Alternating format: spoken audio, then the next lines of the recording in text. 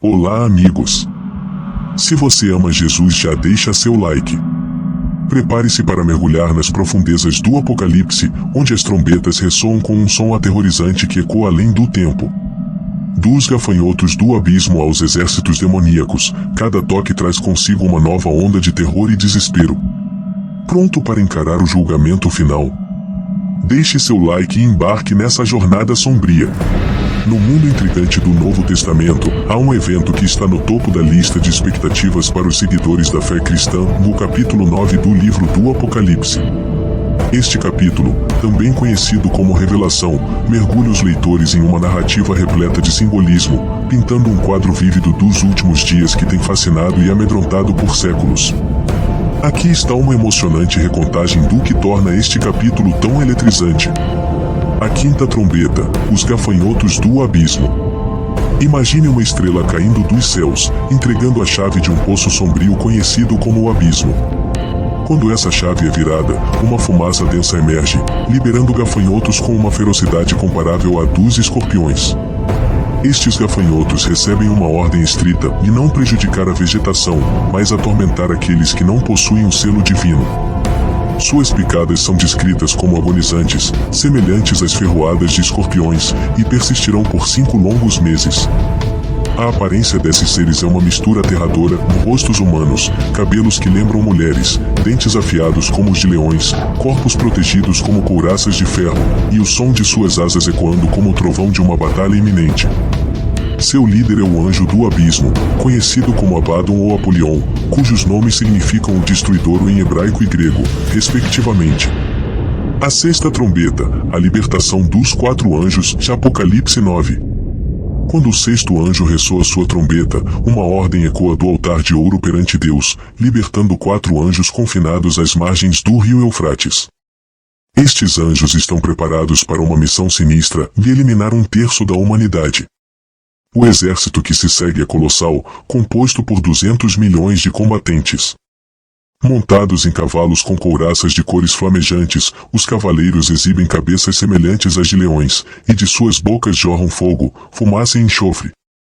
3 pragas terríveis, fogo, fumaça e enxofre, dizimam 1/3 da população mundial. Mesmo diante dessa devastação, a humanidade não se desvia de sua idolatria, homicídios, feitiçarias, imoralidades sexuais e roubos. O 9º capítulo do Apocalipse é uma representação intensa do juízo severo e do sofrimento iminente reservados para os últimos dias. As imagens pintadas por João são tanto metafóricas quanto literais, destinadas a transmitir a intensidade e a gravidade desses eventos futuros. Este capítulo serve como um lembrete vívido da vitória final do bem sobre o mal e da importância de permanecer fiel, mesmo diante da adversidade mais sombria. O livro do Apocalipse, embora contenha muitas visões assustadoras, oferece, em última análise, esperança e certeza aos crentes. Ele assegura-lhes o retorno de Jesus Cristo, que trará justiça, restaurará a paz e estabelecerá seu reino eterno. Para aqueles que mantêm sua fé, o livro é uma fonte de encorajamento e um chamado à perseverança em meio às provações da vida. Na Bíblia, tornando-o a previsão mais frequentemente mencionada. O livro do Apocalipse cobre os eventos que ocorrem antes, durante e depois do retorno do Senhor Jesus. É aqui que vemos as trombetas. Apocalipse está cheio de imagens e figuras, usando muitos símbolos para nos ajudar a entender coisas que, de outra forma, seriam muito complexas. É importante saber que esses símbolos estão lá para tornar as coisas mais claras, não mais confusas. No entanto, algumas pessoas acham os símbolos no Apocalipse muito complicados e escolhem ignorar ou negligenciar a mensagem, mas isso não é correto. Podemos agrupar esses símbolos em 4 tipos principais. Primeiro, alguns símbolos são fáceis de entender. O dragão ou serpente representa o diabo, o lago de fogo significa o inferno, o grande trono branco é onde o Senhor julga. Segundo, alguns símbolos são explicados ali mesmo no texto. As estrelas são anjos, os candelabros representam igrejas, os selos, trombetas e taças representam desastres, o incenso é como orações subindo para o céu, os 10 chifres simbolizam reis. Terceiro, outros símbolos também são encontrados em outras partes da Bíblia. no Antigo Testamento, você encontrará a árvore da vida, o arco-íris, a estrela da manhã, a vara de ferro, cavaleiros e governos opressivos mostrados como bestas selvagens. Podemos geralmente assumir que esses símbolos significam o mesmo que sempre significaram. Por fim, alguns símbolos são obscuros. Tome a pedra branca, por exemplo. Os estudiosos têm muitas ideias diferentes sobre o que ela significa. Pode ser uma marca de inocência, um sinal de aprovação ou um símbolo de grandeza. Talvez só conheceremos seu verdadeiro significado quando recebermos uma. Os números frequentemente servem como símbolos. No livro do Apocalipse, o número 7 aparece com frequência. Pense em estrelas, candelabros, lâmpadas, selos, trombetas e taças.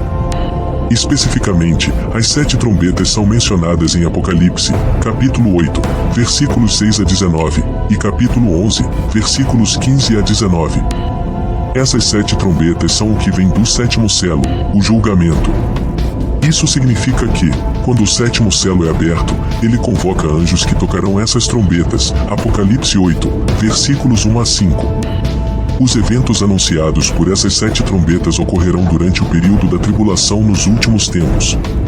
A primeira trombeta, quando o primeiro anjo soa sua trombeta, a terra é atingida por granizo e fogo misturados com sangue, conforme descrito em Apocalipse, capítulo 8, versículo 7.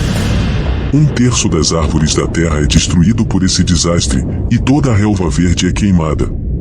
Este terrível evento é algo semelhante à 7ª praga no Egito. A segunda trombeta, e no céu, outro anjo toca uma trombeta. O resultado é que algo como uma grande montanha, toda em chamas, foi lançada ao mar, como está declarado em Apocalipse 8, versículo 8. 1/3 do mar se torna em sangue, 1/3 dos navios é destruído, e 1/3 das criaturas marinhas morrem. Este desastre tem algumas semelhanças com a primeira praga no Egito. A terceira trombeta, no julgamento da terceira trombeta é semelhante ao da segunda, mas desta vez afeta os lagos de água doce e os rios do mundo, em vez dos mares. A quarta trombeta, a quarta das 7 trombetas causa mudanças no céu. 1/3 do sol foi ferido, 1/3 da lua e 1/3 das estrelas, de modo que 1/3 deles ficou escurecido. Após o julgamento da quarta trombeta, João aponta um aviso importante de um anjo voando no céu. Esta águia clama, dizendo, vai, ai dos habitantes da terra por causa das outras vozes das trombetas dos 3 anjos que ainda vão tocar. Apocalipse 8, versículo 13. É por isso que a quinta, sexta e 7ª trombetas são chamadas de 3 ais. Aqui vemos o primeiro ai, Apocalipse 9, versículo 1, nova versão internacional. O 5º anjo tocou a trombeta, e viu uma estrela que havia caído do céu sobre a terra, e a chave do poço do abismo foi dada a ela. Este é o 5º anjo que tocou a trombeta. Antes disso, houve 7 selos, e então vieram 7 trombetas. Esses eventos são agrupados, embora não necessariamente aconteçam um logo após o outro. Os primeiros 4 selos e as primeiras 4 trombetas lidaram com coisas terríveis acontecendo na Terra. Os primeiros 4 selos envolviam os 4 cavaleiros que trouxeram ditadura, guerra, fome e morte. As primeiras 4 trombetas causaram danos às plantas, oceanos, rios e ao céu. Os últimos 3 selos tratavam de coisas acontecendo no céu. Os gritos das pessoas que morreram por suas crenças, eventos estranhos no céu e uma introdução às 7 trombetas. As últimas 3 trombetas descreverão horrores relacionados a demônios. Lemos sobre uma estrela caída.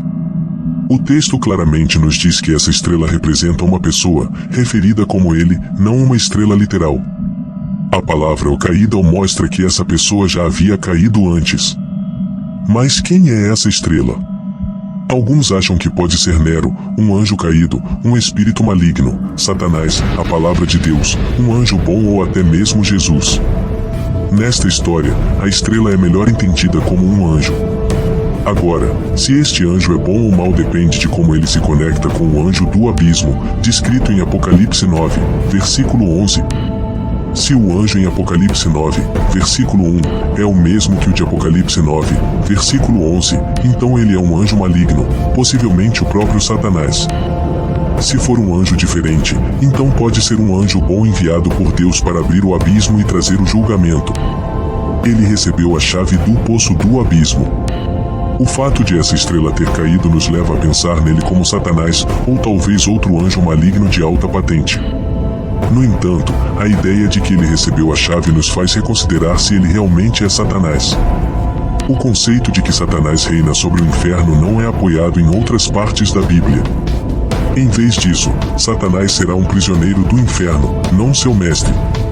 Ao mesmo tempo, vemos que a chave é dada a esse ser em um momento específico e para um propósito especial que avança o plano de Deus. Seja este anjo mau ou bom, ele faz parte do desígnio de Deus, mesmo que não tenha essa intenção. O poço do abismo. As pessoas frequentemente se perguntam onde ele está. A resposta mais simples pode ser que está no centro da Terra, onde tudo parece estar no topo e nada é profundo. Mas alguns acreditam que a ideia do poço ser sem fundo é apenas um símbolo. O abismo é uma prisão para alguns demônios, provavelmente o mesmo que o poço sem fundo. Em um sentido mais amplo, este lugar é visto como o reino dos mortos, semelhante ao Hades. Romanos 10, versículo 7, ou quem descerá ao abismo? Isto é, para trazer Cristo dentre os mortos. Ele abriu o poço do abismo, e fumaça subiu do poço como a fumaça de uma grande fornalha, e o sol e o ar se escureceram com a fumaça do poço. Então da fumaça saíram gafanhotos sobre a terra, e eles receberam poder, como os escorpiões da terra têm poder. Eles foram instruídos a não danificar a relva da terra, nem qualquer coisa verde, nem qualquer árvore, mas apenas as pessoas que não têm o selo de Deus em suas testas. E não lhes foi permitido matar ninguém, mas atormentar por 5 meses. E seu tormento era como o tormento de um escorpião quando pica uma pessoa. E naqueles dias as pessoas buscarão a morte e não a encontrarão, por elas desejarão morrer, mas a morte fugirá delas. Apocalipse 9, versículos 2 a 6. Esses não são gafanhotos comuns. Em vez de comer plantas, eles atacam pessoas como escorpiões. Eles representam o vasto número de demônios que serão liberados na terra. O ponto é que, durante a grande tribulação, que é um tempo de julgamento de Deus, Deus liberará exércitos demoníacos que estavam presos, e eles descerão à terra como um enxame de gafanhotos destrutivos. O selo de Deus em suas testas. Aqueles que têm o selo de Deus em suas testas, os 144 mil, e possivelmente outros, estarão seguros, mas ninguém mais estará. Esse julgamento de Deus é inevitável. Quem são os 144 mil em Apocalipse? Eles já estão aqui? Poderíamos você ou eu ser um deles? O livro do Apocalipse tem 3 referências a um grupo de pessoas numerando 144 mil. Apocalipse 7, versículo 4, diz: E ouvi o número dos que foram selados, 144 mil selados de todas as tribos dos filhos de Israel. Por que eles são selados? Eles são selados para serem protegidos do julgamento futuro. Nesse ensinamento sobre o futuro, Jesus descreveu esse tempo como uma grande tribulação como nunca houve desde o princípio do mundo até agora, nem jamais haverá. No Novo Testamento, a palavra selado origina-se de uma palavra grega que significa marcar com uma marca privada. Deus tem um plano específico e um tempo para tudo, e seu objetivo é levar as pessoas ao arrependimento, como está escrito em Apocalipse 9, versículos 20 a 21. Durante esses tempos, as pessoas desejarão morrer, mas não poderão. Elas desejarão a morte, mas a morte as iludirá. Não haverá escapatória desse sofrimento severo. O poder deles é comparado ao poder dos escorpiões, e embora a picada de um escorpião seja muito dolorosa, geralmente não causa a morte. Eles vão querer morrer. Assim como Paulo falou em Filipenses 1, versículos 21 a 23, essas pessoas sofredoras desejarão a morte, mas seus motivos e resultados são completamente diferentes dos de Paulo. Para Paulo, morrer significava receber bênçãos eternas, mas para esses sofredores, a morte é meramente a transição de seu sofrimento atual para a punição eterna. Apocalipse 9, versículos 7 a 10, Nova Versão Internacional. O aspecto dos gafanhotos era semelhante a cavalos preparados para a batalha, e sobre suas cabeças havia algo como coroas de ouro, e seus rostos eram como rostos de homens. Tinham cabelos como cabelos de mulheres, e seus dentes eram como dentes de leões. Tinham couraças como couraças de ferro, e o som de suas asas era como o som de carros de muitos cavalos correndo para a batalha. Tinham caudas como escorpiões e ferrões. E em suas caudas está o poder de prejudicar as pessoas por 5 meses. A forma dos gafanhotos era como cavalos preparados para a batalha. As pessoas frequentemente tentaram provar que essa descrição dos gafanhotos, embora poética, corresponde realmente a gafanhotos naturais. Mas essa visão ignora um sinal claro de sua natureza demoníaca. Por que Deus os chamaria de gafanhotos se eles não são gafanhotos reais, mas sim espíritos malignos que devastam como gafanhotos? Uma razão-chave é que os gafanhotos servem como mensageiros do julgamento de Deus. Vemos isso claramente no Antigo Testamento em histórias como Êxodo 10, versículos 4 a 14, e Amós 4, versículo 9. Assim como cavalos, como ouro, como os rostos dos homens, como os cabelos das mulheres, como os dentes dos leões, o uso repetido da palavra como sugere que a descrição não deve ser levada literalmente. O efeito geral dessa imagem é de crueldade bizarra e assustadora. Os gafanhotos mencionados podem de fato simbolizar entidades como helicópteros armados usados pelo anticristo ou um governo global, mas essas são ideias especulativas e não se alinham com todos os detalhes. Parece que Deus, respondendo ao desejo duradouro desses espíritos malignos de terem seus próprios corpos, criou corpos para eles. Esses corpos são terrivelmente adequados, assim como os espíritos malignos que os habitam. Não podemos identificar exatamente quem ou o que o enxame de gafanhotos representa. O que sabemos com certeza é que, pouco antes do fim do mundo, o mal enfrentará um período de sofrimento demoníaco severo como nunca antes. Os detalhes de como isso ocorrerá permanecerão desconhecidos até que a história os revele. O líder desses gafanhotos, Apolion e Abaddon compartilham os mesmos pensamentos de destruição ou tormento, perdição.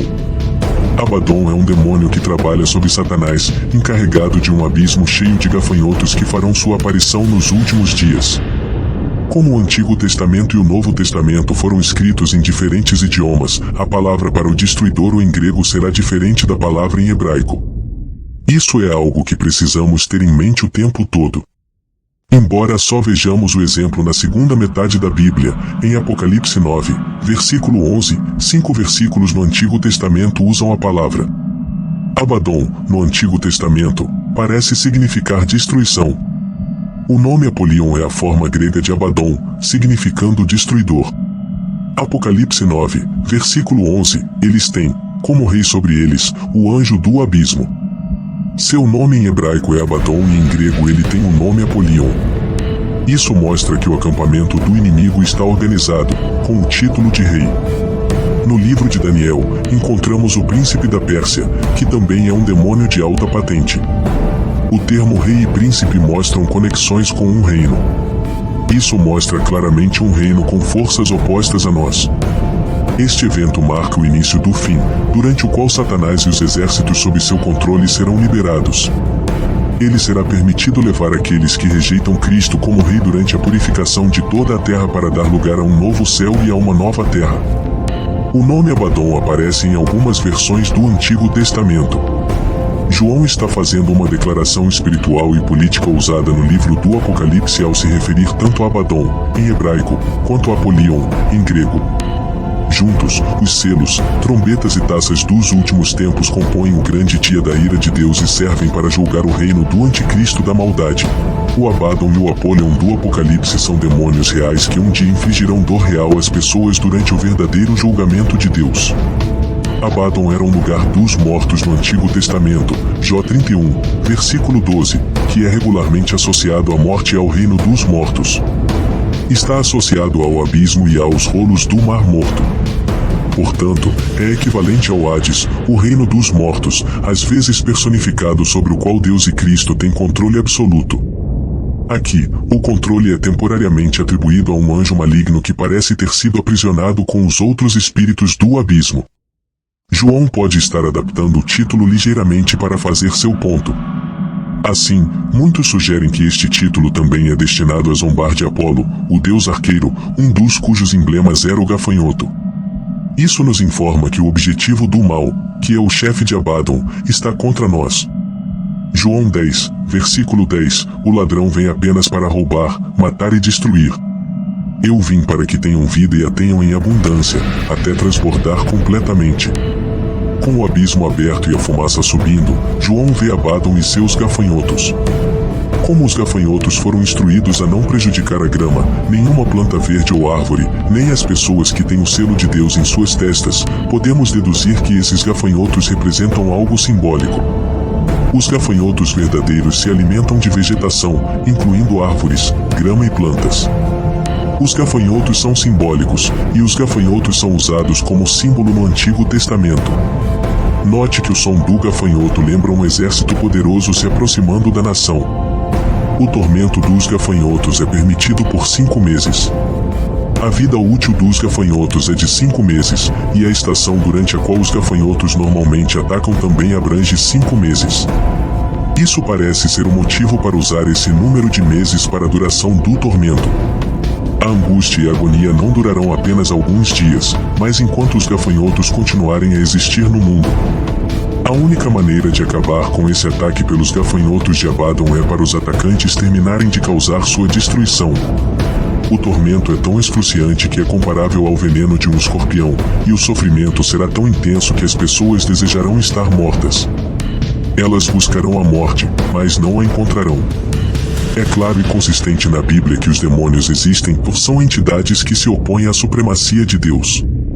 Eles procuram realizar sua profana rebelião influenciando as pessoas a viver de maneiras que contradizem as intenções declaradas de Deus. Ao mesmo tempo, eles permanecem sob seu controle e podem ser usados para cumprir o plano divino.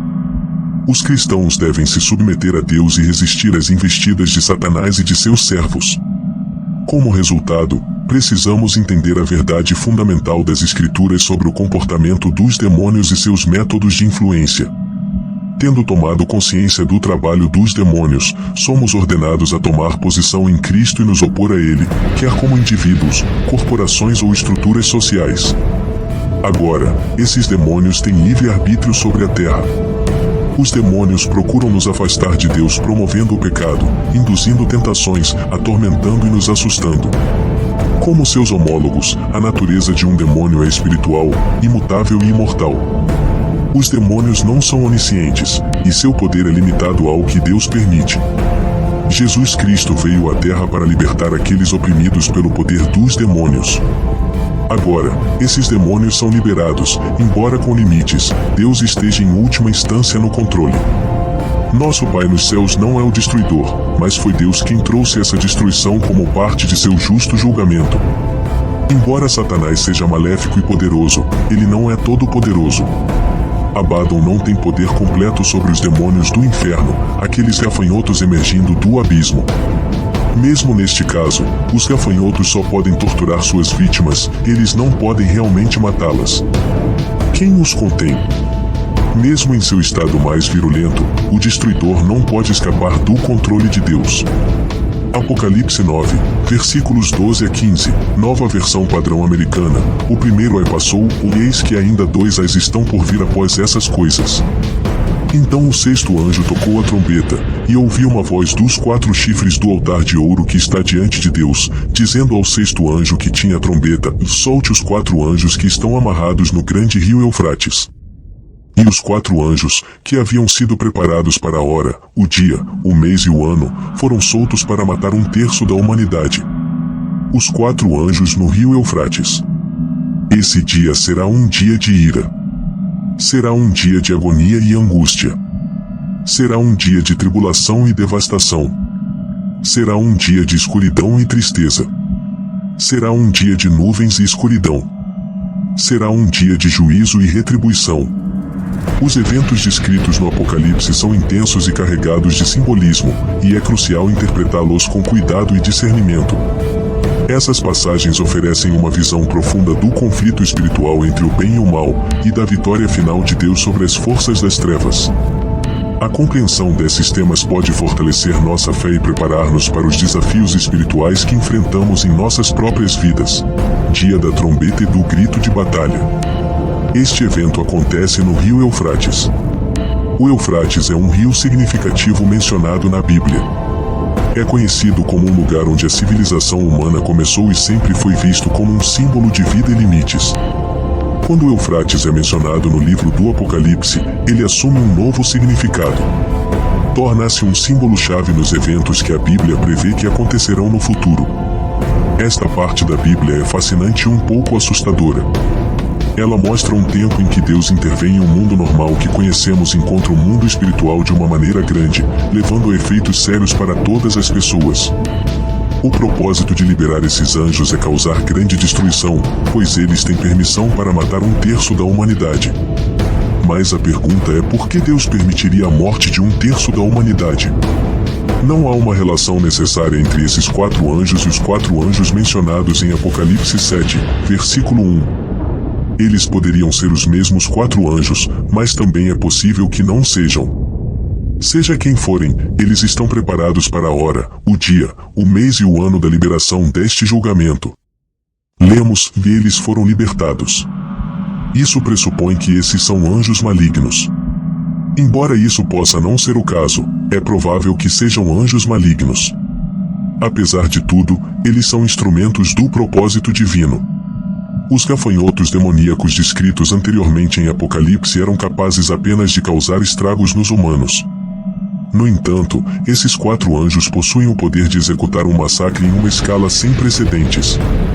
Esses anjos são despertados apenas quando Deus considera a hora apropriada para fazê-lo, e sua esfera de ação é limitada a uma porção específica da humanidade. Eles executam a vontade de Deus, no momento designado. O relato dos 4 anjos pode ser visto como uma representação do julgamento de Deus. Na Bíblia, os julgamentos de Deus são frequentemente retratados como um meio de provocar arrependimento e demonstrar seu poder e justiça. Por exemplo, Apocalipse 9, versículos 20 a 21 menciona que as pessoas restantes não se arrependeram de seus pecados apesar das pragas. Isso sugere que os julgamentos servem como um chamado ao arrependimento. Esta parte do Apocalipse é uma descrição das consequências de se afastar de Deus e da importância do arrependimento. É uma maneira de ilustrar a seriedade do pecado e a necessidade da humanidade de buscar reconciliação com Deus. Apocalipse 9, versículos 16 a 19, nova versão padrão americana. O número das tropas montadas era de 200 milhões, e eu ouvi o número deles. E assim vi os cavalos e aqueles que os montavam. Os cavaleiros usavam couraças da cor do fogo, jacinto e enxofre, e as cabeças dos cavalos eram como as cabeças de leões, e de suas bocas saía fogo, fumaça e enxofre. 1/3 da humanidade foi morto por essas 3 pragas, pelo fogo, a fumaça e o enxofre que saíam de suas bocas. Pois o poder dos cavalos está em suas bocas e em suas caudas. Pois suas caudas são como serpentes e têm cabeças, e com elas causam dano. O número mencionado pode não ser necessariamente tomado literalmente, mas sugere um exército tão vasto que está além da contagem, e maior do que qualquer coisa que os humanos já viram. Esses cavaleiros são descritos de maneiras estranhas e assustadoras, criando uma imagem vívida de horror, destruição e uma conexão com forças malignas. O exército dos cavaleiros. Está se referindo a um exército regular ou sobrenatural?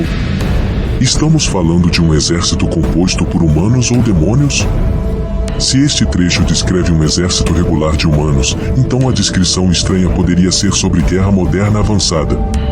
Talvez João esteja tentando descrever maquinaria moderna da melhor maneira que conhece, resultando nesta narrativa estranha e assustadora.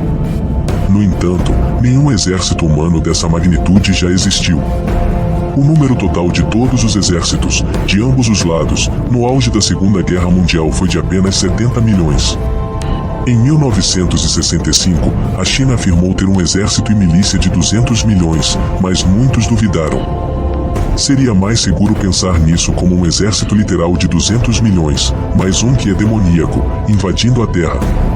Essa ideia segue a descrição anterior de um exército demoníaco como gafanhotos no capítulo. Apocalipse 9, versículos 20 a 21, nova versão padrão americana. O restante da humanidade que não foi morto por essas pragas não se arrependeu das obras de suas mãos para não adorar demônios e ídolos de ouro, prata, bronze, pedra e madeira, que não podem ver, nem ouvir, nem andar, e eles não se arrependeram dos seus assassinatos, nem das suas feitiçarias, nem da sua imoralidade sexual, nem dos seus roubos.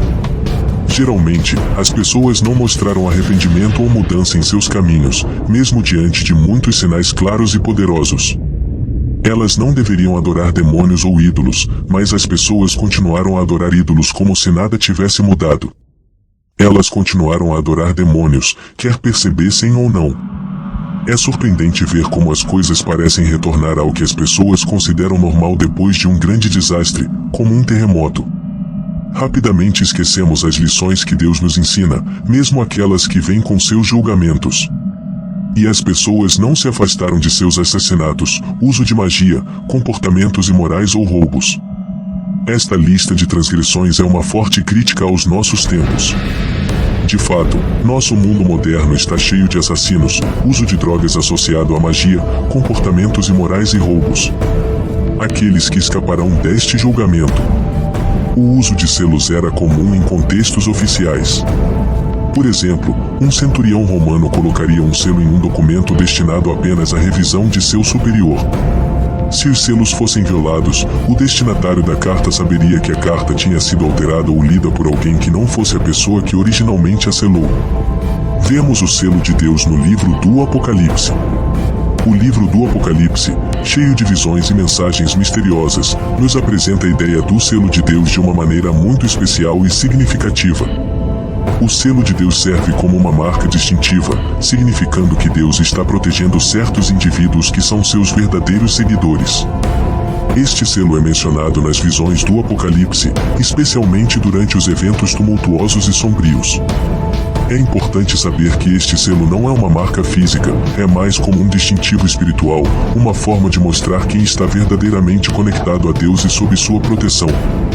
A ideia de selar no Apocalipse tem raízes em uma prática antiga, mas é dada uma significância espiritual. Ela vai além de simplesmente estabelecer autoridade e autenticidade. Trata-se de ser reconhecido como pertencente a Deus, especialmente durante os tempos de adversidade e dificuldade. Este selo espiritual é uma representação poderosa da fé e da proteção divina em um mundo caótico e incerto. Ao explorarmos este tema mais a fundo, descobrimos que o selo de Deus é realmente significativo. Ele mostra que Deus promete proteger-nos e quer que permaneçamos leais a Ele. Ele nos diz que mesmo quando os tempos são difíceis, Deus marcou aqueles que são seus, e Ele os manterá seguros. Este conceito de selar também é visto em Efésios 1, versículos 13 a 14, onde está escrito: "E nele também vocês, quando ouviram a palavra da verdade, o evangelho da sua salvação, e creram nele, foram selados com o Espírito Santo prometido, que é a garantia da nossa herança até adquirirmos posse dela, para o louvor da sua glória." Aqui, o selo é equiparado ao Espírito Santo, dado aos fiéis como um sinal de sua salvação e uma promessa de sua herança eterna. Nós lemos: "E não prejudiquem a terra, o mar ou as árvores até que tenhamos selado os servos de nosso Deus em suas testas." Esses servos de Deus receberão um dos anciãos me perguntou: "Quem são esses vestidos com roupas brancas e de onde vieram?" Eu respondi: "Senhor, tu sabes." E ele me disse: "Estes são os que saíram da grande tribulação, lavaram suas roupas e as tornaram brancas no sangue do Cordeiro." Nesta ocasião, temos os cânticos dos santos e dos anjos. Os santos louvaram a Deus por salvar um grande remanescente de judeus da infidelidade e da destruição. A postura desses santos louvando, eles estavam diante do trono e diante do Cordeiro, diante do Criador e do Mediador. Durante o culto religioso, devemos nos considerar na presença especial de Deus. Os membros da igreja também são selados. Paulo descreveu os membros em Éfeso. Em Efésios 1h13, "E nele também vocês, tendo ouvido a palavra da verdade, o evangelho da sua salvação e, como resultado, crido nele, foram marcados com o selo do Espírito Santo prometido, que Cristo prometeu como garantia e protegido por Deus." Mais tarde, ele lhes diz: "E não entristeçam o Espírito Santo de Deus, com o qual vocês foram selados para o dia da redenção." Em Efésios 4h30. Escrevendo aos membros de Corinto, Paulo falou de Jesus Cristo, que também nos selou e nos deu o Espírito em nossos corações como garantia. 2 Coríntios 1h22, ele também nos selou e nos deu o Espírito em nossos corações como garantia. Aqueles que são guiados pelo Espírito Santo são marcados como cristãos genuínos, filhos de Deus e herdeiros da vida eterna. Romanos 8:14-16, pois todos os que são guiados pelo Espírito de Deus, estes são filhos de Deus. Porque vocês não receberam um espírito de escravidão para cair novamente no medo, mas vocês receberam um espírito de adoção como filhos, pelo qual clamamos, Abba, Pai. O Espírito mesmo testifica com o nosso espírito que somos filhos de Deus. Este selamento ocorre no batismo, quando alguém recebe o Espírito Santo após se arrepender de seus pecados. Atos 19h06, e quando Paulo lhes impôs as mãos, veio sobre eles o Espírito Santo, e começaram a falar em outras línguas e a profetizar. Uma distinção significativa é que os membros da verdadeira Igreja de Deus são selados por Ele para a vida eterna quando recebem e seguem a orientação do Espírito Santo. A salvação é limitada apenas aos 144.000? É importante notar que a salvação não é limitada aos descendentes da antiga nação de Israel, mas indivíduos de todas as raças e nações podem alcançá-la. No entanto, o povo de Israel ainda é altamente valorizado por Deus. Além dos 144.000 mencionados na Bíblia, haverá também uma grande multidão de pessoas justas diante de Deus em roupas brancas. Apocalipse 7:9-13. Apocalipse 3:4-5. Entretanto, você ainda tem algumas pessoas em Sardes que não contaminaram suas vestes, isto é, não mancharam seu caráter e integridade pessoal com pecado, e andarão comigo vestidos de branco, pois são dignos, justos. Aquele que vencer o mundo através da crença de que Jesus é o Filho de Deus, estará vestido com vestes brancas e nunca apagarei seu nome do livro da vida, e confessarei e reconhecerei seu nome abertamente diante de meu Pai e diante de seus anjos, dizendo que ele é um dos meus. Esta grande multidão será composta de pessoas de todas as nações, tribos, povos e línguas, diante de Cristo, o Cordeiro. A pergunta é feita sobre sua origem. A resposta é que estes são aqueles que saem da grande tribulação e lavaram suas vestes, tornando-as brancas no sangue do Cordeiro. Eles servirão diante do trono de Deus devido à sua resposta a Deus. O que fará com que tantas pessoas se voltem para Deus durante a tribulação? A Bíblia revela que 2 representantes de Deus, chamados as 2 testemunhas, profetizarão em nome de Deus por 3 anos e meio. Apocalipse 11h03. Ao longo da turbulência e das circunstâncias difíceis que acompanharão a tribulação, o ministério desses servos de Deus resultará em muitos filhos e filhas sendo adicionados à família eterna de Deus. Essas pessoas virão tanto dos 144.000 quanto da grande multidão. Por que Deus faz isso? A Bíblia sugere que Deus permite a existência do mal, incluindo forças demoníacas, para cumprir um propósito maior. No livro de Jó, por exemplo, Deus permite que Satanás teste Jó, o que leva, em última instância, a um entendimento mais profundo e fé em Deus por Jó. Isso pode ser interpretado como Deus usando o mal ou o sofrimento para um bem maior, embora não necessariamente endosse ou crie o mal em si. É um tópico complexo que muitas vezes leva a discussões sobre livre-arbítrio e a natureza da soberania de Deus. A conciliação da existência do mal e do sofrimento com a natureza de Deus como amoroso e justo é frequentemente referida como o problema do mal na Bíblia. A Bíblia aborda isso de várias maneiras. Por exemplo, Romanos 8h28 diz: "E sabemos que em todas as coisas, Deus trabalha para o bem daqueles que o amam, que foram chamados de acordo com seu propósito." Isso sugere que Deus pode trazer o bem do mal ou do sofrimento. Além disso, o conceito de livre-arbítrio, como visto em Gênesis com a história de Adão e Eva, implica que o mal isso é um chamado para ouvir, entender e responder às profundas verdades encontradas na palavra de Deus. Em geral, os 4 anjos no rio Eufrates não são apenas uma história do passado, é uma mensagem viva relevante para hoje. Isso nos convida a continuar aprendendo e estudando a Bíblia cuidadosamente para entender melhor. Ao fazer isso, podemos aprender mais sobre os ensinamentos de Deus e encontrar ajuda para nossas vidas diárias.